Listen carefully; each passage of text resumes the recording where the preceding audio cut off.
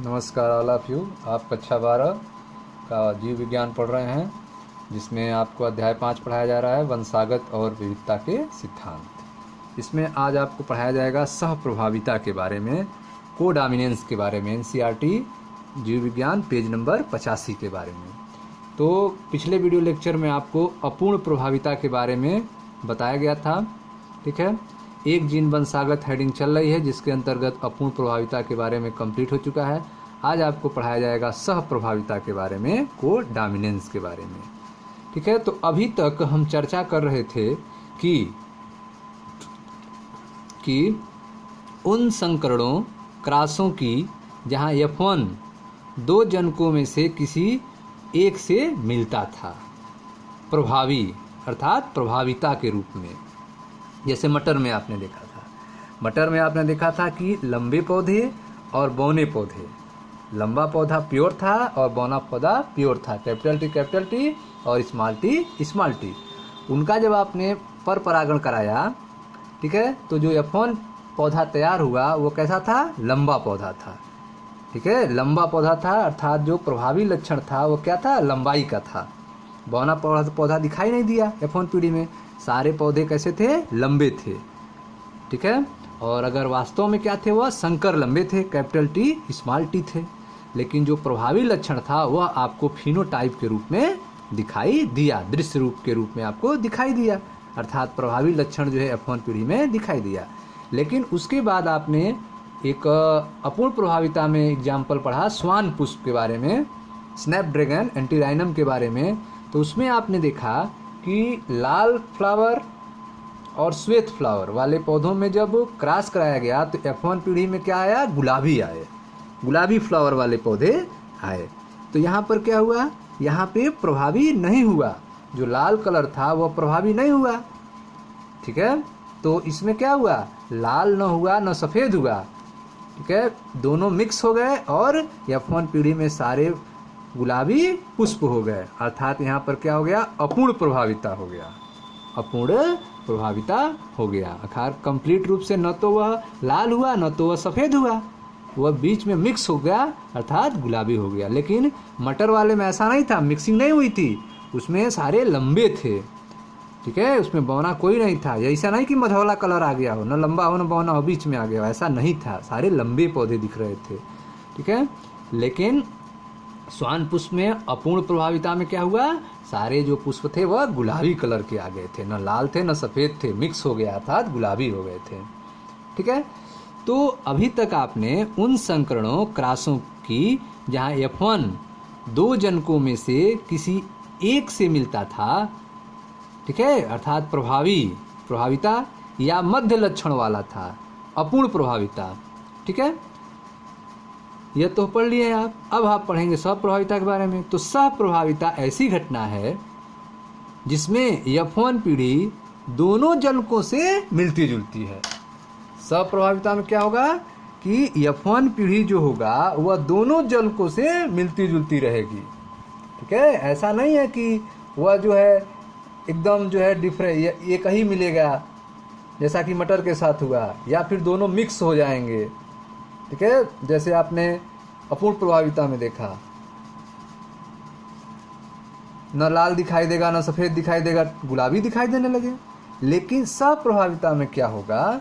जो F1 पीढ़ी आएगी वह दोनों जनकों से मिलती जुलती है, अर्थात दोनों लक्षण अपना शो करेंगे, सहप्रभावी होंगे, दोनों लक्षण अपना शो करेंगे। सहप्रभाविता ऐसी घटना है जिसमें F1 पीढ़ी दोनों जनकों से मिलती जुलती है, ठीक है।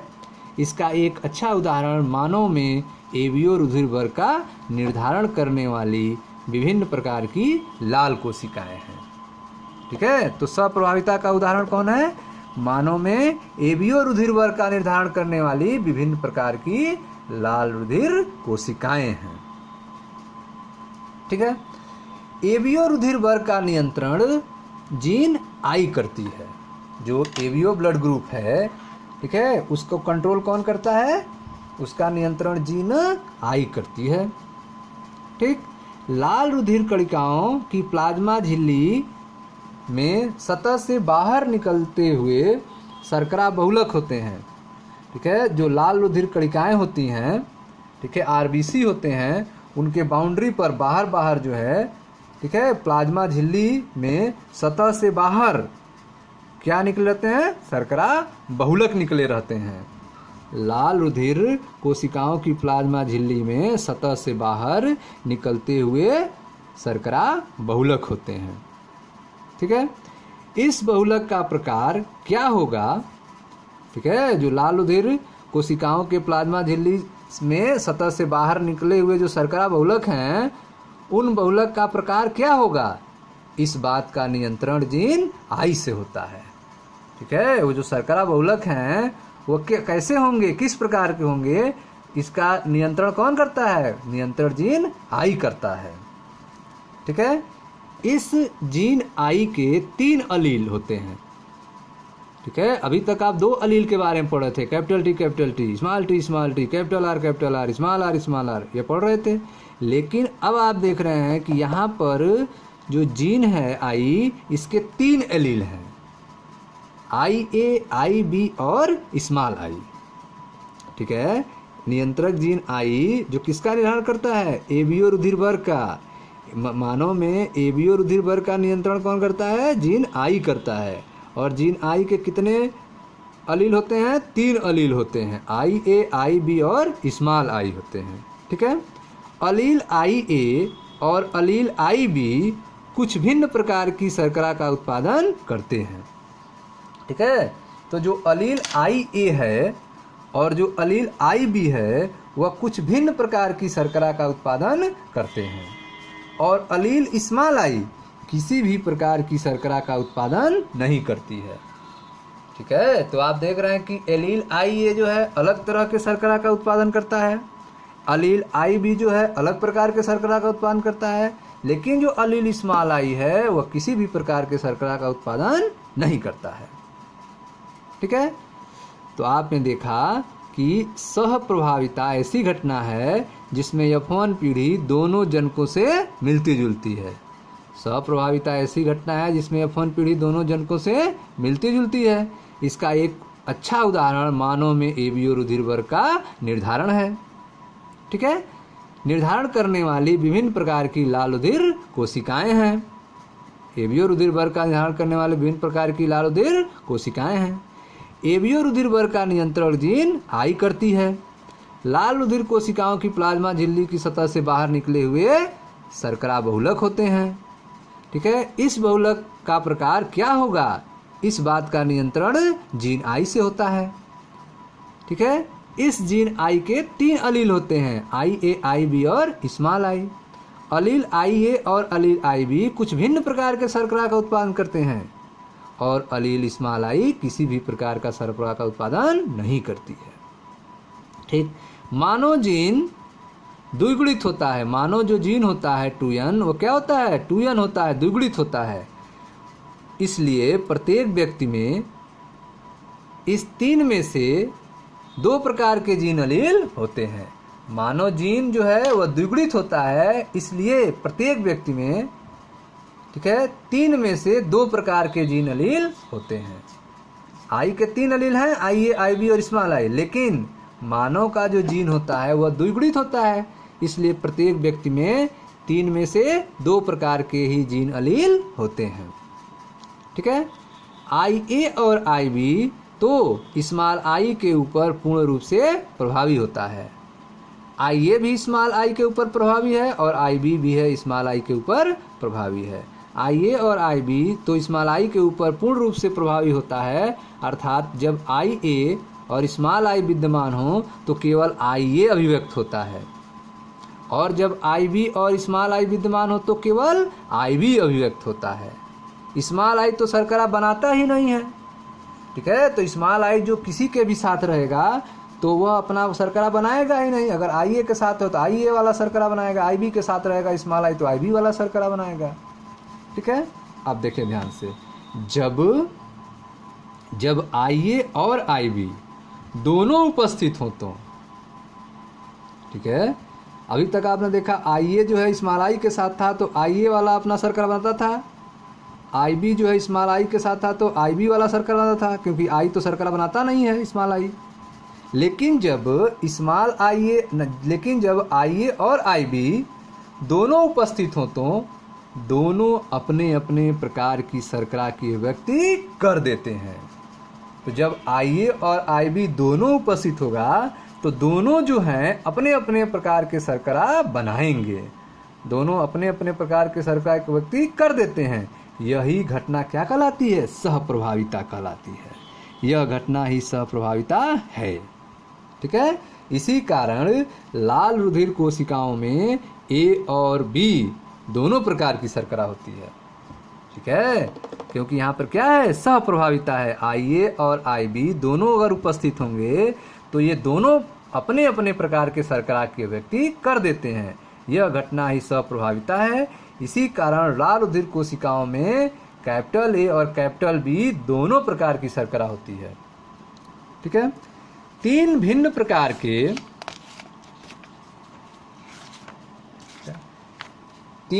प्रकार के अलील होने के कारण इनके 6 संयोजन संभव हैं। ठीक है। इसमें 3 भिन्न प्रकार के अलील हैं, आई ए, आई बी और स्मॉल आई। तो इससे कितने संयोजन संभव हैं? 6 संयोजन संभव हैं। 3 भिन्न प्रकार के अलील होने के कारण इनके 6 संयोजन संभव हैं। इस प्रकार एबीओ रुधिर वर्गों, ठीक है, इस प्रकार एबीओ रुधिर वर्गों के 6 विभिन्न जीनोटाइप होंगे। ठीक है। एबीओ रुधिर वर्ग के कितने जीनोटाइप होंगे? 6 विभिन्न जीनोटाइप होंगे। प्रश्न है फिनोटाइप कितने होंगे? फिनोटाइप कितने होंगे? तो उसको भी अभी देख लेते हैं, फिनोटाइप कितने होंगे।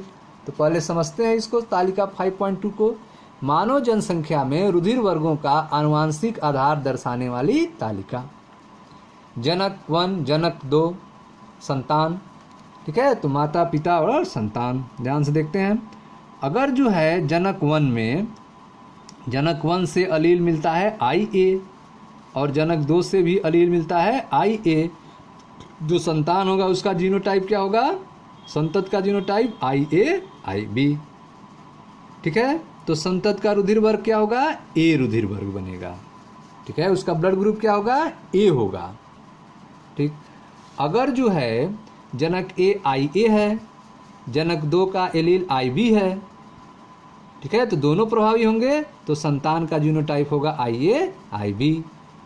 तो ब्लड ग्रुप क्या बनेगा संतान में? ए बी ब्लड ग्रुप बनेगा। ठीक। अब आप देखो, यदि जनक 1 के अलील हैं आई ए और जनक 2 के अलील हैं स्मॉल आई, तो स्मॉल ई कोई शर्करा नहीं बनाता है। कौन बनाएगा? आई ए बनाएगा। तो संतत का जीनोटाइप क्या होगा? आई ए, स्मॉल आई होगा। तो ब्लड ग्रुप क्या बनेगा? ए ब्लड ग्रुप बनेगा संतान का। ठीक है। अब देखते हैं, जनक 1 से अलील मिल गया आई बी और जनक 2 से मिल गया आई ए। अब क्या होगा संतत में? दोनों प्रभावी हैं, आई ए, आई बी, अर्थात संतत का ब्लड ग्रुप होगा ए बी। अगर जनक 1 से अलील आई बी, जनक 2 का अलील है आई बी, तो संतत का जीनोटाइप क्या होगा? आई बी, आई बी, अर्थात संतत का रुधिर वर्ग बनेगा बी। ठीक है। जनक 1 से अलील है आई बी, जनक 2 से अलील है स्मॉल आई, तो संतत का जीनोटाइप होगा आई बी, स्मॉल आई। तो ब्लड ग्रुप क्या बनेगा संतान का? B blood group. ठीक है। अगर जो है जनक 1 से अलील मिलता है स्मॉल आई, जनक 2 से अलील मिलता है स्मॉल आई, तो संतत का जीनोटाइप होगा स्मॉल आई, स्मॉल आई। रुधिर वर्ग उस समय क्या बनेगा? ओ ब्लड ग्रुप बनेगा। ठीक है। उस समय रुधिर वर्ग क्या होगा? ओ ब्लड ग्रुप बनेगा। तो आप देख रहे हैं कि एबीओ रुधिर वर्ग में 6 विभिन्न प्रकार के जीनोटाइप होते हैं। ठीक है। 6 विभिन्न प्रकार के जीनोटाइप होते हैं। ब्लड ग्रुप कितने होते हैं? तो ब्लड ग्रुप जो होते हैं 4 होते हैं, ए, ए बी, बी और ओ। तो फिनोटाइप में कितने ब्लड ग्रुप दिखाई देंगे? 4 ब्लड ग्रुप दिखाई देंगे। ठीक है। और जीनोटाइप कितने होते हैं? 6 विभिन्न प्रकार के जीनोटाइप होते हैं। ब्लड ग्रुप कितने होंगे? 4 ब्लड ग्रुप दिखाई देंगे, ए बी, बी और ओ दिखाई देंगे। ठीक है। अब आगे देखें ध्यान से। आप यह भी समझ गए होंगे कि एबीओ रुधिर समूहन बहुअलील, मल्टीपल अलील का भी अच्छा उदाहरण प्रस्तुत करता है। जो एबीओ रुधिर वर्ग है वह एबीओ रुधिर वर्ग किसको शो कर रहा है? मल्टीपल अलील को शो कर रहा है। ठीक है, आप यह भी समझ गए होंगे कि एबीओ रुधिर समूहन बहु अलील अर्थात मल्टीपल अलील का भी एक अच्छा उदाहरण प्रस्तुत करता है। ठीक है, आप देख सकते हैं कि यहाँ पर 2 से अधिक अर्थात 3 अलील एक ही लक्षण को नियंत्रित करते हैं। ठीक है, तो आप देख रहे हैं यहाँ पे 3 अलील जो हैं एक ही लक्षण को नियंत्रित करते हैं, क्योंकि एक व्यक्ति में 2 ही अलील विद्यमान रह सकते हैं। 3 अलील जो हैं एक ही लक्षण को नियंत्रित कर रहे हैं, क्योंकि एक व्यक्ति में 2 ही अलील विद्यमान रह सकते हैं, अतः बहु अलील की क्रियाशीलता समष्टि अर्थात जीन संख्या के अध्ययन में ही दिख सकती है। एक व्यक्ति में आप देख रहे हैं कि 2 ही अलील होंगे, लेकिन अगर जनसंख्या में देखेंगे, ठीक है, समष्टि में देखेंगे तो वहां पे तीनों अलील आपको दिखाई देंगे, एक जनसंख्या में दिखाई देगा। ठीक है, जनसंख्या में यह तीनों अलील दिखाई देंगे, लेकिन एक व्यक्ति के अंदर केवल 2 ही अलील रहेंगे। ठीक है, तो आप यह भी समझ गए होंगे कि एबीओ रुधिर समूहन बहुअलील अर्थात मल्टीपल अलील का ही अच्छा उदाहरण प्रस्तुत करता है। आप देख सकते हैं कि यहाँ पर 2 से अधिक अर्थात 3 अलील एक ही लक्षण को नियंत्रित करते हैं, क्योंकि एक व्यक्ति में 2 ही अलील विद्यमान रह सकते हैं, अतः बहु अलील की क्रियाशीलता समष्टि अर्थात जीन संख्या के अध्ययन में ही दिख सकती है।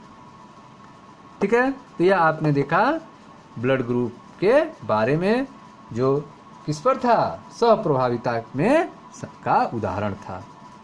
ठीक है, अब एक और देखते हैं उदाहरण। कभी कभी फिनोटाइप से आप समझने जा रहे हैं, कभी कभी एकल जीन उत्पाद एक से अधिक प्रभाव छोड़ सकता है। कभी कभी जो है एकल जीन उत्पाद, सिंगल जीन प्रोडक्ट जो है एक से अधिक प्रभाव छोड़ सकता है। कभी कभी एकल जीन उत्पाद एक से अधिक प्रभाव छोड़ सकता है। इसका उदाहरण देखें। उदाहरण के लिए मटर के बीजों में मंड निर्माण का नियंत्रण एक जीन करता है। मटर का जो दाना होता है, बीज होता है, उसमें मंड कितना बनेगा उसका कंट्रोल कौन करता है? एक जीन करता है। ठीक है, कभी कभी सिंगल जीन, कभी कभी एकल जीन उत्पाद एक से अधिक प्रभाव छोड़ सकता है। कभी कभी सिंगल जीन जो है एक से अधिक प्रभाव दिखा सकता है। कभी कभी एकल जीन उत्पाद एक से अधिक प्रभाव छोड़ सकता है। उदाहरण के लिए मटर के बीजों में मंड निर्माण, मंड संश्लेषण का नियंत्रण एक जीन करता है। इसके 2 अलील कैपिटल बी स्मॉल बी होते हैं। ठीक है, इसके 2 अलील, ठीक है, एकल जीन के 2 अलील कैपिटल बी स्मॉल बी होते हैं। कुशल रूप से मंड निर्माण कैपिटल बी सम युग्मजों में होता है। अगर जो है दाना जो है बड़ा हो, पूरा भरपूर भरा हो दाना, ठीक है, तो कुशल रूप से मंड निर्माण कब होगा? जब कैपिटल बी सम युग्मज होंगे तब होगा। और इस प्रकार विशाल मंड कण उत्पन्न हो जाते हैं। इसके विपरीत स्मॉल बी सम युग्मजी मंड संश्लेषण में कम कुशल होते हैं। अगर स्मॉल बी अलील मिल जाएंगे तो वह मंड निर्माण में कम कुशल होते हैं और छोटे मंड कणों का उत्पादन करते हैं। ठीक है, और मंड कण कैसे बन जाएंगे? छोटे छोटे मंड कण बन जाएंगे, जिससे जो बीज बनेगा वो झुर्रीदार हो जाएगा, पकने के बाद वो पचका रहेगा। ठीक है, तो अगर जो है कैपिटल बी सम युग्मज जो हैं बड़े बड़े, ठीक है, मंड कण बनाते हैं, तो पकने के बाद कैपिटल बी वाले बीज क्या होंगे? गोल होते हैं। लेकिन जो स्मॉल बी सम युग्मज मंड संश्लेषण कम कुशल होते हैं, छोटे मंड कण बनाते हैं, और ऐसे बीज पकने के बाद कैसे होंगे? झुर्रीदार होंगे, पिचके हुए होंगे। स्मॉल बी झुर्रीदार होंगे। विषम युग्मनज, ठीक है, अगर विषम युग्मनज आ जाए, कैपिटल बी स्मॉल बी आ जाए, तब क्या होगा? विषम युग्मनज गोल बीज पैदा करते हैं, इसलिए लगता है कि विषम युग्मनज गोल बीज पैदा करते हैं, इसलिए लगता है कि कैपिटल बी प्रभावी अलील है। अगर विषम युग्मनज बन जाए कैपिटल बी स्मॉल बी, तो बीज गोल बीज बनेंगे। इसका मतलब कैपिटल बी प्रभावी है, स्मॉल बी का कोई इफेक्ट नहीं है। स्मॉल बी कब इफेक्ट दिखाता है? जब स्मॉल बी होता है तब दिखाता है। कैपिटल बी के साथ स्मॉल बी रहता है तो अपना इफेक्ट नहीं दिखाता है। विषम युग्मनज गोल बीज पैदा करते हैं, इसलिए लगता है कि कैपिटल बी प्रभावी एलील है। ठीक है, ऐसा लग रहा है, लेकिन ध्यान दीजिए, जब कैपिटल बी स्मॉल बी बीजों में उत्पन्न मंडकण मझौले आकार के होते हैं। कैपिटल बी स्मॉल बी बीजों में उत्पन्न मंडकण कैसे होंगे? मझौले आकार के होते हैं। ठीक है, तो आप देख रहे हैं कि अगर जो है कैपिटल बी समयुग्मज जो है वह बड़े बड़े मंड का निर्माण करते हैं और बीज जो होता है वह गोल होता है। अगर स्मॉल बी समयुग्मजी मंड है तो वह छोटे मंड का निर्माण करते हैं और बीज जो है झुर्रीदार होता है। लेकिन अगर कैपिटल बी स्मॉल बी, ठीक है, बीज बनाएंगे तो वह बीज क्या होगा? मझौले आकार का होता है। अतएव यदि मंडकण का आकार एक फिनोटाइप मान लिया जाए तो इस दृष्टिकोण से यह अलील अपूर्ण प्रभाविता ही दर्शाता है। यदि मंडकण का आकार क्या मान जाए? यदि मंडकण का आकार एक फिनोटाइप मान लिया जाए तो इस दृष्टिकोण से यह अलील अपूर्ण प्रभाविता ही दर्शाता है। यह अलील क्या दिखाएगा? अपूर्ण प्रभाविता दर्शाएगा। मझौला आकार आ गया ना, तो मझौला आकार में क्या हो गया? अपूर्ण प्रभाविता के रूप में दिखाई दिया।